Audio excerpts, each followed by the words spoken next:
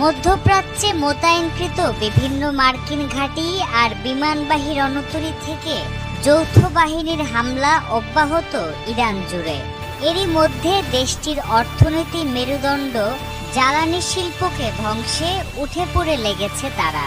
প্রথমবারের মতো বেশ কয়েকটি ফুয়েল স্টোরেজে বিমান হামলা চালিয়েছে তেল আবিব। ক্ষতির শিকার কমপক্ষে ৩০টি জ্বালানি স্থাপনা। সেখান থেকে নির্গত বিষাক্ত ধোঁয়া ছড়িয়ে পড়েছে আশপাশের বিশাল এলাকায়। একই সাথে ইরানের বিভিন্ন সামরিক ও বেসামরিক স্থাপনা লক্ষ্য করেও হয়েছে হামলা। ইস্পাহান বিমানবন্দরে কয়েকটি F-14 যুদ্ধবিমান ধ্বংসের দাবি করেছে ইসরায়েলি বিমান বাহিনী। হামলায় ক্ষতিগ্রস্ত কুদস ফোর্সের অন্তত ১৭টি বিমান। হরমুজ প্রণালীর কাছে ৩০টি গ্রামের জন্য নির্মিত পানি শোধনাগারেও হয়েছে মার্কিন বাহিনীর হামলা। ইরানের রাজধানী তেহরানের ব্যস্ত সড়কের পাশ দিয়ে যেন বয়ে চলেছে আগুনের নদী।